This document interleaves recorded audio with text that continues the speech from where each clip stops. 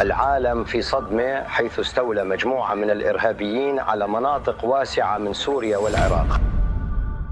يمكن أن يكون العالم مكاناً قاسياً وخطيراً.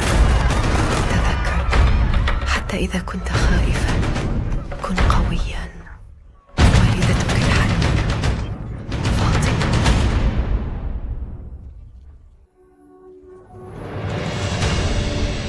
هل أخبرتك والدتك يوماً قصة سيدة الجنة؟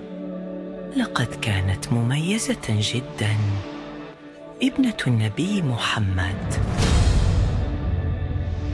وقتي قريب، وبعد ذلك يا فاطمتي العزيزة ستواجهين العديد من المحن. مع غياب والدي لقيادتنا، الشر مع أولئك الذين سيطفئون نور الحقيقة. أنت ستسمح لامرأة بأن تخبرنا بما نفعل، سنحرقها.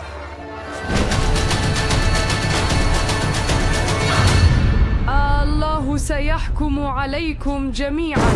لقد أصبح هذا العالم مرتعا للعنف، ستلقي ظلالها على أجيال كثيرة قادمة.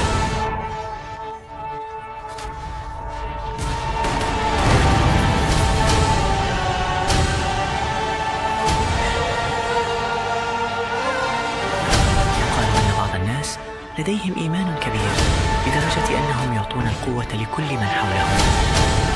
أعظم شيء في هذه الحياة والآخرة هو نشر السلام في العالم.